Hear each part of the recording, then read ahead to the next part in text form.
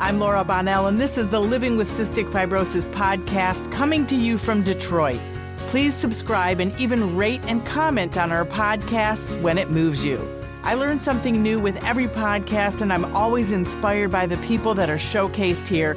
We don't give medical advice. You need to connect with your doctor for that. I hope that this Living with Cystic Fibrosis podcast educates you and sparks some volunteering or advocacy. The CF community needs people like you. Thanks to our sponsors, Viatris and Vertex, for their support. When you meet Leslie Baldwin, you immediately see her passion and her persistence. She lives in Michigan. She's a native to Holt, and she lives with common variable immune deficiency and Ehlers-Danlos syndrome. And she's a wonderful rare disease advocate. We first connected while working to create a Michigan Rare Disease Coalition. Now, don't get confused between the coalition and the council. They are two different things. We've been working, myself and Dr. Stephen Rapundolo have been working to get the Rare Disease Advocacy Council together since about 2018, and it has been seated by the Michigan Department of Health and Human Services, but without legal authority, without teeth really, because this bipartisan bill remains stalled in the legislature currently, but right now I'm the vice chair and Stephen is the chair. So Leslie and a bunch of us decided, why wait on the council? We're going to push forward with a coalition. So this would give a lot of people the opportunity to have input in what's important to the rare disease community, of which there are 1 million in Michigan. So the co-founders of the coalition are Leslie, myself, Kayla Miller, Kathy Lewis, Courtney Lee, and Chris Draper. And everyone launched a Michigan Rare. It's a foundation that is uniting rare disease voices across Michigan. Leslie's experience is extraordinary. She worked with Autism Speaks, NORD, and Every Life Foundation, and so many more. Way back, she was in the Texas Rare Alliance, and she helped pass legislation there that earned her some recognition as a finalist for the 2023 Rare Voice Award in state advocacy. We have so much to talk about, and I'm excited for you to get to know her a little bit, because she really is leading the charge of this Michigan Rare Foundation. All right, Leslie Baldwin, thank you so much for coming on this podcast. It's great to have a friend. You know, I mean, everybody's a friend who's on the podcast, obviously, but we've been working together, and it's been great. So thanks for joining us. Well, thank you for having me. It is such a pleasure to be here, and it has been absolutely an honor to be working with you, Laura. And I appreciate your guidance as we've, worked together this past year, and hopefully we have some great things coming up. Absolutely. And we're going to talk about all of those great things. But I have to say, you have a rare disease, as I mentioned in the introduction, and it's not cystic fibrosis, obviously, but we're all in this together in this rare disease community. And let's just start off by having you tell us what kind of feeling you have working with so many different people in the rare disease community. I mean, I guess I would say it's been a blessing being in the rare disease community. I mean, nobody wants to be in the club, right? But yeah, it's some of the best people that I've ever met in my life. I have to agree. It's been a really amazing experience. At the time I was diagnosed with a rare immune deficiency in 2009, I was working at Texas Children's Hospital. And, I worked with many children that had rare diseases. I didn't expect to be joining the club. I don't think anybody, really expects they're ever going to be joining the rare disease community. But I have to agree, the people have been truly a blessing. As you said, the compassion for what people are going through. And, we may all have different rare diseases, but we have so much in common, so many experiences that we share, that I think it's so important to, kind of come together and really support each other in whatever way we can. And tell us, Leslie, how your disease presents for you and what, how it either slows you down or just inspires you daily, or what life is like for you. Well, life for me right now has been pretty good compared to prior to getting a diagnosis. As I grew up, I had a lot of illnesses. I constantly had strep throat, sinus infections, stomach viruses. I had the measles, even though I'd been vaccinated. But it took 43 years before I was diagnosed. Once I started on treatment, it made a huge difference. I'm not afraid to go and fly somewhere now because before that happened, every time I took a flight, I came back sick. So, I was just very susceptible to picking things up. And of course, working with children, I was picking up stuff all the time, either from at work or my own kids. And now, I still deal with various things that have been secondary to the immune deficiency. When I was diagnosed, I really didn't understand that the immune deficiency meant total immune dysfunction. And for me, that's manifested in a lot of autoimmune disorders, lupus, psoriatic arthritis, Hashimoto's, which affects your thyroid, myasthenia gravis. And then, the cherry on top was learning that I had Ehlers-Danlos syndrome, which is a connective tissue disorder completely unrelated to the immune dysregulation. But now that I kind of know exactly what's going on, I can work with my doctors and make informed decisions about treatment. And, I have to pace myself. I do try to avoid people if I know they're actively sick. But in general, I have to say this is, the quality of my life now is substantially improved compared to where I started. And isn't that, 43 years, that's a lifetime. I mean, that's a long time for a diagnosis. And average length of a diagnosis is about 7 years. It's Mm-hmm. such a hard time for you and for people. And that's why everything that we're doing is so important. Tell us how you got from being in the rare community to advocating for the rare community. When did that come about, and why did you decide it was time to start advocating for the whole community? Well, I think when I really realized that advocacy was needed was going to an infusion center where I was getting gamma globulin infusions, which are antibodies to help me fight off infection. And I would go every few weeks, and I was there for 8 to 9 hours a day. And I was in a big room with everybody else that was getting their infusions. And so you get to know each other. And I quickly realized how many people were struggling with access issues, access to insurance, access to a specialist that could treat them, access to the funding to be able to pay for all of the medical bills that they were having. And, working in the medical center at that time, I thought, well, I can't sit here and not say something. I'd always advocated. I worked with kids and families for over 30 years. And I always advocated on behalf of them. I felt that was part of my job. I couldn't sit back and watch, people struggle when I had at least some answers or be able to point them in the right direction.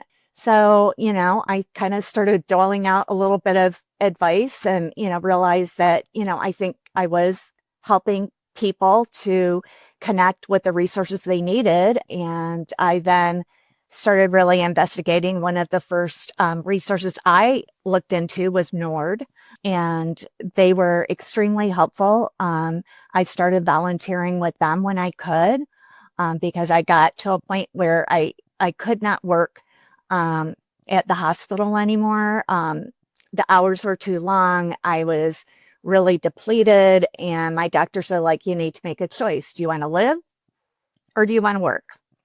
And I'm like, well, I think I'm going to go with life and I keep trying to function the best I can. And, because things were up and down for probably about 6 years.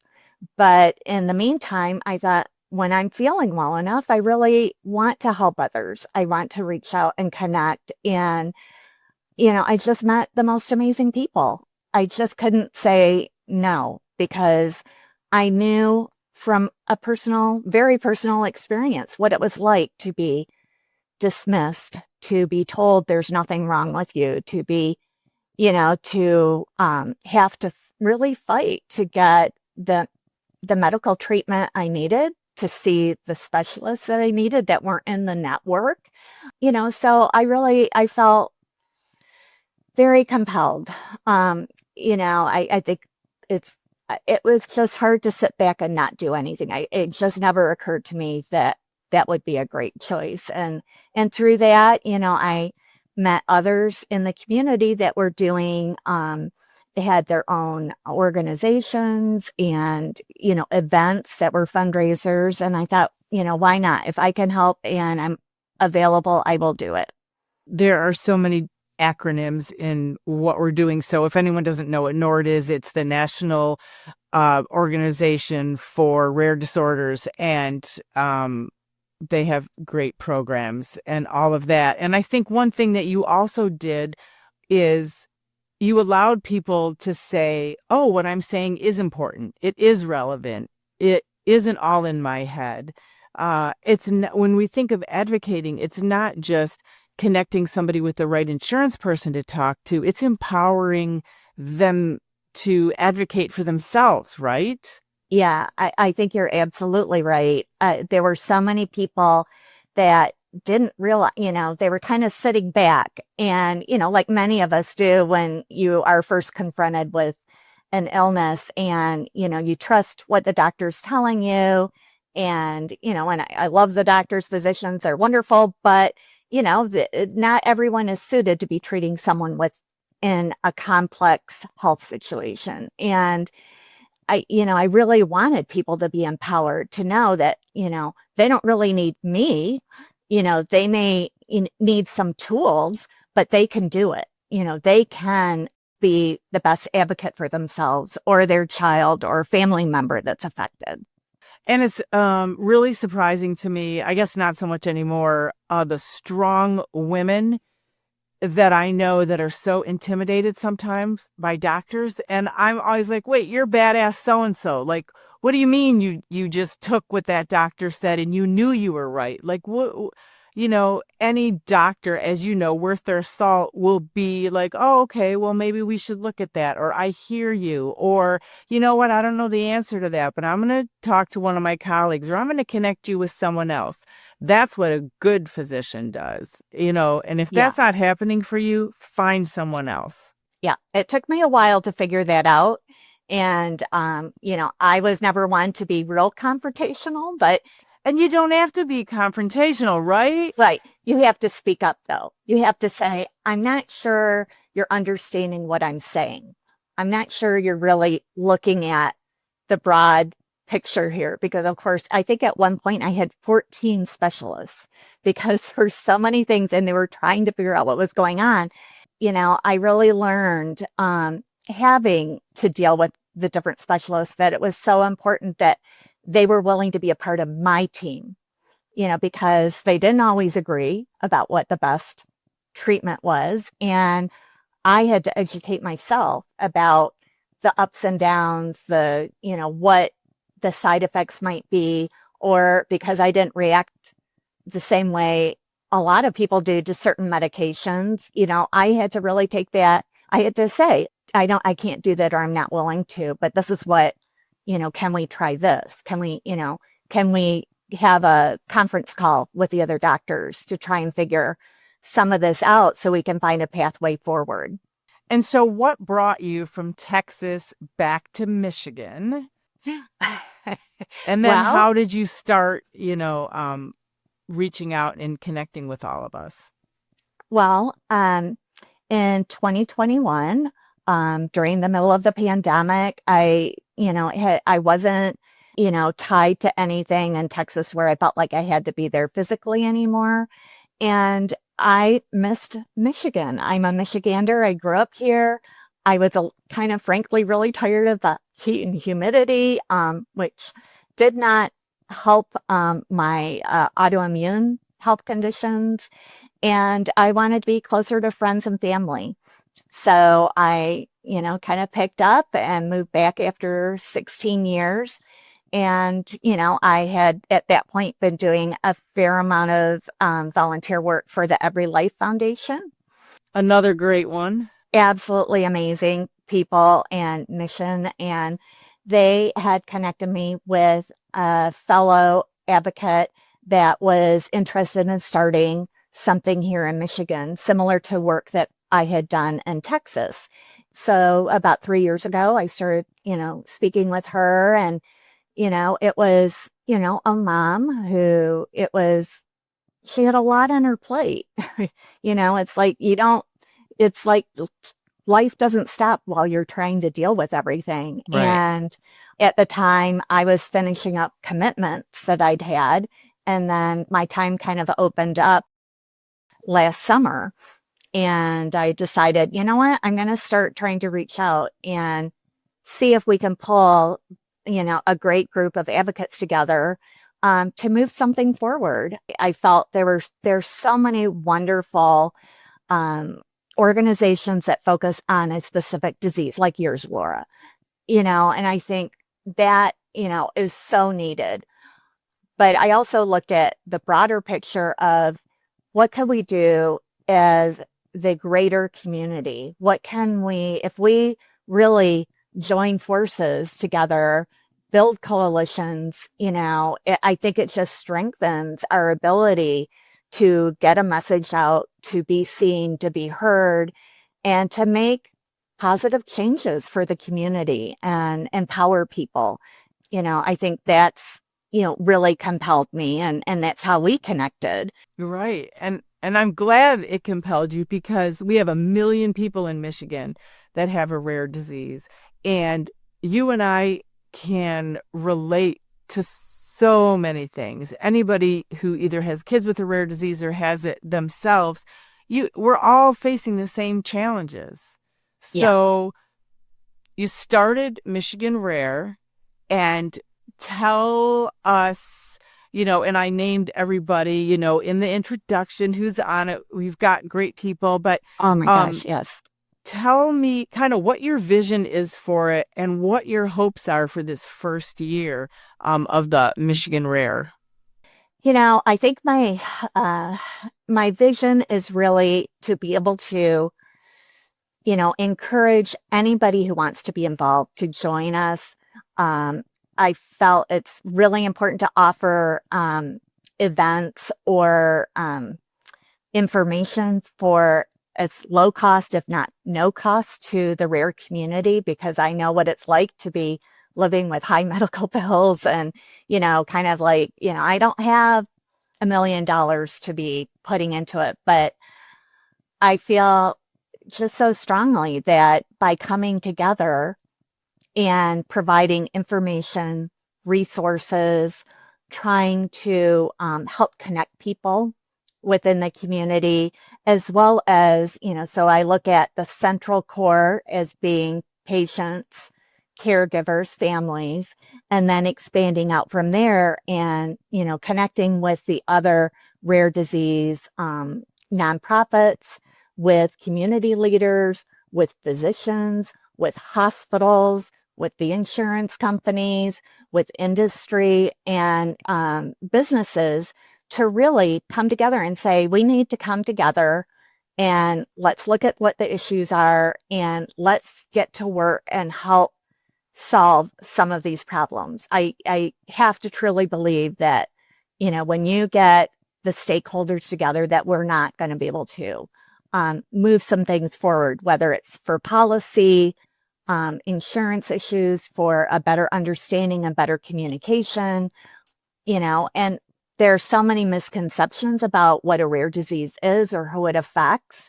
I really want, our public officials to have an understanding so that when they're looking at policies that could possibly impact our community, that they're aware of what the potentials are, either for the positive or the negative.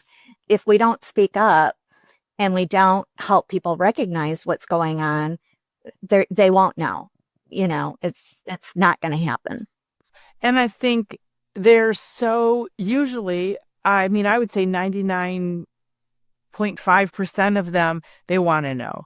They can't possibly know everything. They need information. It is helpful to them to be connected because usually also, I think you would agree, there has to be a lot of people in their district who have a rare disease. I mean, there's 1 million in Michigan, so it has to affect everyone. Yeah. And it is surprising, I don't care what side of the aisle you sit on. I don't care what community you're with. Rare disease affects all of us, whether we really realize it or not. And I could tell you I've had so many meetings with elected officials and their staff where I can't even think of any meeting I've had where someone in the room didn't have a connection to the rare community and may not have really realized how pervasive. If you're looking at 1 in 10 people, that's a lot of people. Right. You have a lot of people that are undiagnosed. They don't realize that, like myself, it's like, I didn't know what was wrong. I knew something wasn't quite right, but it certainly took a while to figure it out. And once you kind of break that barrier of saying, we do have this in common, we do have things that we're all experiencing as a rare disease patient or family member, that it's important that, we let elected officials know what is happening. And many of them are just not aware of what some of the obstacles are for many people in the community. Well, I'm excited about it. And I also have to say that you are working so hard to make this successful.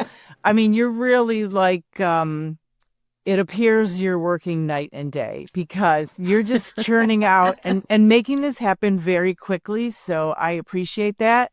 And I encourage anyone in show notes or all the links to Michigan Rare and Oh, awesome. and so people can get in touch that way. And we're also going to talk about Advocacy Day that's coming up. But I also think another win if people join this coalition is maybe you don't know what your diagnosis is. Maybe you start talking to someone else and there's a connection. We know so many scientists and doctors between all of us. I think there's just a wealth of information. Why don't you talk about the first Advocacy Day and the fact that I really don't think that there was any other rare coalition? I would have to go back in the history of Michigan, but I am not aware of anything else. Yeah, there are other organizations but they're probably a little more narrow in scope, and their bandwidth is to maybe do an advocacy day once a year, but they're not, able, they're all involved in different things where they're not able to, sustain that year round, where I felt as a coalition, we could come in and have something sustainable. And if we can build a strong foundation, which is what, I think we're trying to do in terms of, the bottom floor, and then we can grow up and out to help others. But I really felt the Advocacy Day was essential to at least have an introduction to state elected officials, to the rare community, and other stakeholders that might have an interest to have an Advocacy Day at our state capitol. We've got it scheduled for September 30th, and I am so grateful for the support of the Every Life Foundation. They are partnering with us for this first day. And registration is now open. You can go to our website. You can go to their website. All the dates are in show notes too, Awesome. so that people know. Yeah. And we really want people to come in, learn more about what we're doing, what we'd like to do. We'd love to have more people involved as we move forward. If they want to volunteer, we'd love to have them. But, it's really all about empowering the community, individual people, as well as, being a resource. I think I've spent a lot of time on helping develop the website. And I just felt it would be so nice to have a resource, resources that I realize many people need, whether it's to get, connected with a group, or whether it's, a state agency, federal help, and other nonprofits that could be of assistance. And then, a third piece would be also looking at stories from the rare community, because I think that's one of the most impactful things for so many people.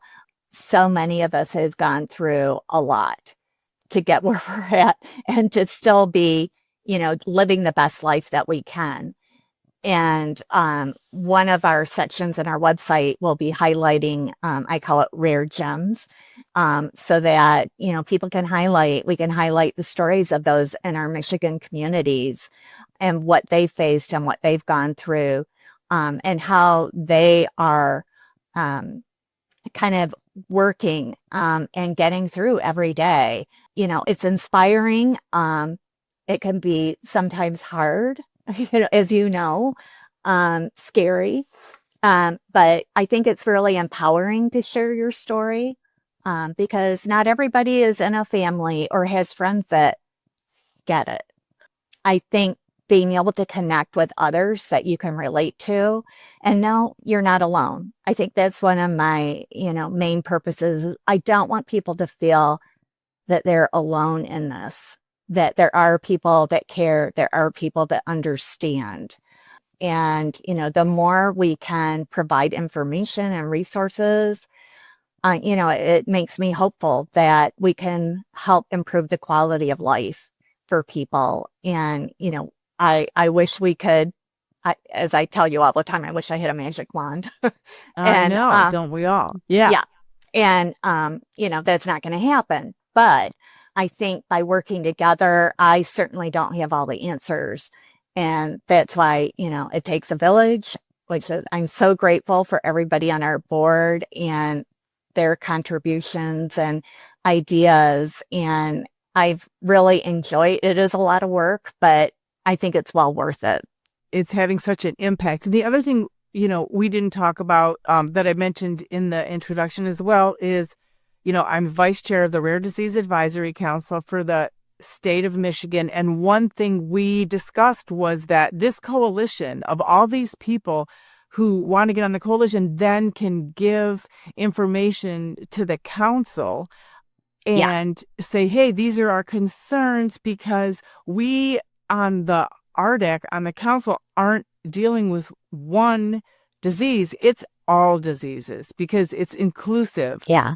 And that was something we've all talked about that's really important. And I think it's just a beautiful thing, the way that everything is going and getting the coalition and the council up and running, and making them work together, because voices are definitely being heard more than they were before. Absolutely. Yeah, I was so excited, and I'm so happy with your involvement as the vice chair of the Rare Disease Advisory Council, because I do feel having something at the state level, like the council, could really elevate the discussions and the information that needs to go out. It can, really be impactful. And, I look at it as, how can we support each other? That's what I'm always looking at when I'm connecting with others. It's like, okay, how can we support each other? It's, how can we lift each other up? What are the needs? And, that kind of, brings me to, even we're looking at doing a statewide survey of the rare community through our coalition, so that we really learn more. I want to make sure that we are identifying the areas that are really the most important to those that are impacted right now. so that we can look at how can we address them? How can we help? Because if someone's in a rural area versus an inner city area, someone's up north in the UP, their obstacles to getting care might be slightly different. And we all have our challenges getting it, but, what are some of the things we can do? And I think the more stakeholders we have in different pockets, the stronger we can be to help move things forward. But I love, having the RDIC there because, you have a very diverse group of people that are very knowledgeable about the rare community. And I think bringing people like that together is, really does elevate the conversation and the issues that the community is facing. Yeah, I do think it's a great thing for both organizations. It's really, really important.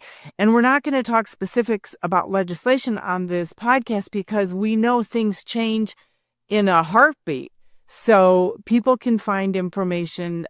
You're keeping track of them on Michigan Rare. My Bonnell Foundation website has a link also, but again, it's in show notes. We're going to do another podcast, but this was a lovely, quick introduction to Michigan Rare. And I appreciate all you're doing and sharing this information to get more people involved. Wow. Thank you, Laura. And, I really, I've known about your work for quite a while, and, you are a powerhouse, and it is, a pleasure, as I said, to be here. And, I'm so grateful that we've gotten to know each other and had a chance to work together for a little bit now. So I look forward for things to come.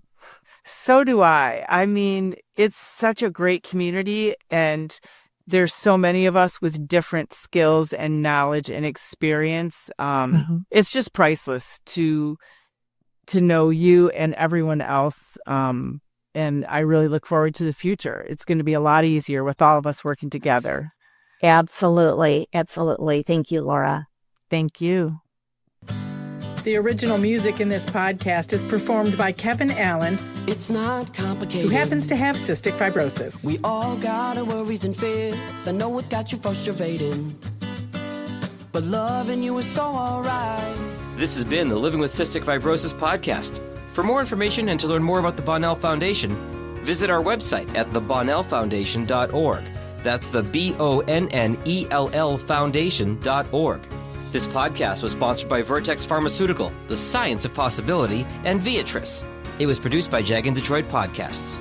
Follow our show in Apple Podcasts, Spotify, or wherever you're listening right now.